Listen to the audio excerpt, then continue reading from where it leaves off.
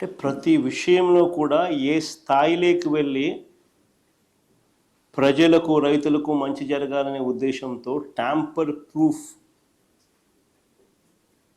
Registered tamper proof documents వాళ్ళకు అందజేయాలి అని చెప్పి ఏ స్థాయిలో తాపత్రయపడ్డాము అని చెప్పడానికి ఆ రివ్యూ మీటింగ్స్లో మేము తీసుకుంటా ఉన్న ఆ సీరియస్నెస్ చెప్పడానికి అది ప్లే చేసిన. నిజంగా ఈ సమగ్ర సర్వే కోసం మేము చేసిన ప్రతి ప్రయత్నం కూడా ఒక రికార్డే. I would use that word రికార్డే. ఎలా అని చెప్తా.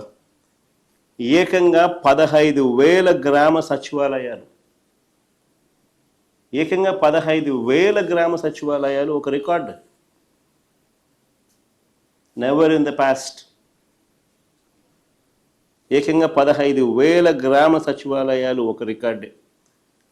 ప్రతి సచివాలయంలో దాదాపుగా 10 మంది ఉద్యోగులను నియమించడం అది ఇంకో రికార్డే. దీనికోసం ఒకే ఒక నోటిఫికేషన్ ఏకంగా 134,000 మంది ఉద్యోగులు నియామకం. ఎవ్వరూ కూడా ఎప్పుడూ కూడా అధిగమించలేని, తుడిచివేయలేని ఒక సూపర్ రికార్డ్ ఇది.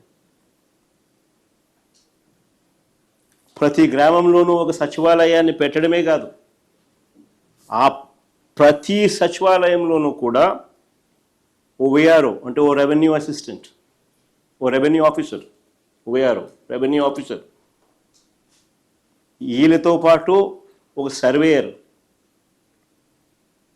వీళ్ళతో పాటు డిజిటల్ అసిస్టెంట్, వీళ్ళంతా కూడా ప్రతి సచివాలయంలోనూ 15,000 సచివాలయాలలో ఉండడం.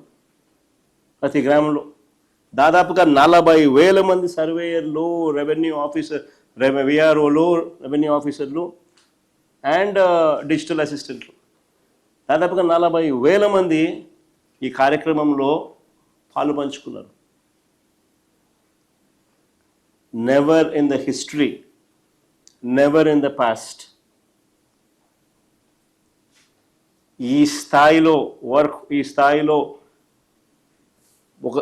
స్థాయిలో ఒక వ్యవస్థను క్రియేట్ చేసి రైతులకు, ప్రజలకు మంచి చేయాలి, శాశ్వత పరిష్కారం దిశగా అడుగులు పడాలి,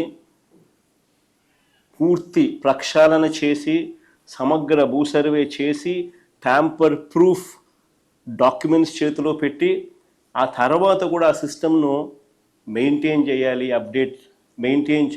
అప్డేట్ కాబడ్డ పరిస్థితులు అని తపన పడిన ప్రభుత్వం ఎప్పుడూ లేదు. మరి ఇవన్నీ తాను ఎప్పుడూ కూడా చేయకుండా మరి ఏ రకంగా చంద్రబాబు నాయుడు గారు ఈ రికార్డును తన ఖాతాలోకి వేసుకుంటూ క్రెడిట్ చోరీకి ఎలా పాల్పడతాడో అని అడుగుతా ఉన్నా. నిజంగా ఇవన్నీ కూడా ఏవి కూడా ఒక్కటి కూడా చంద్రబాబు నాయుడు హయాంలో జరగల.